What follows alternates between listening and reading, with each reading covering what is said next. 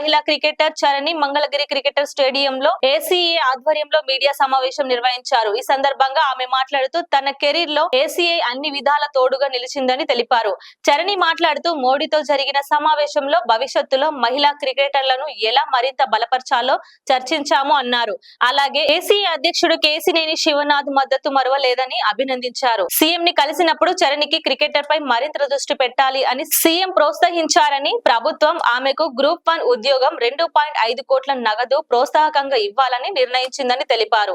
అదనంగా వైఎస్ఆర్ కడపలో స్థలాన్ని కేటాయిస్తామని ప్రకటించారు.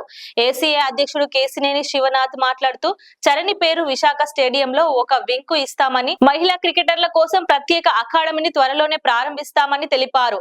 క్రీడల్లో మెరుగైన ప్రతిభ కనబరుస్తున్న మహిళా క్రీడాకారులను ప్రోత్సహించే విధంగా అవార్డులు కూడా అందజేస్తామని అన్నారు.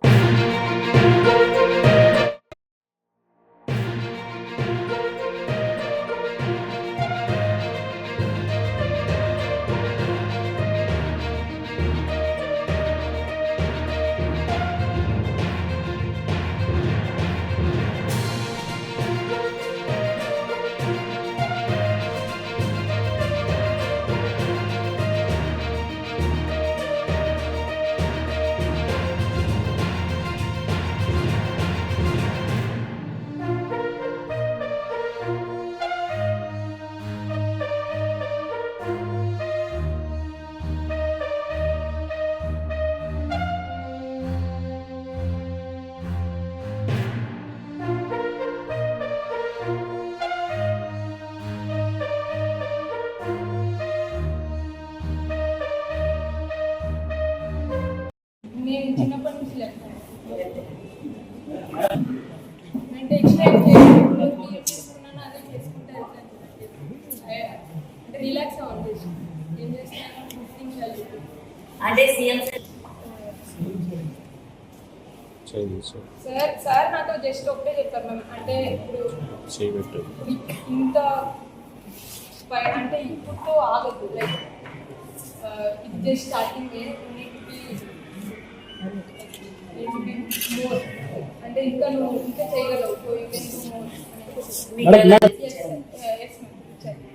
ఏ జాబ్ ఇస్తారన్నారు? ఏ కేటగిరీలో ఇస్తారు? గ్రూప్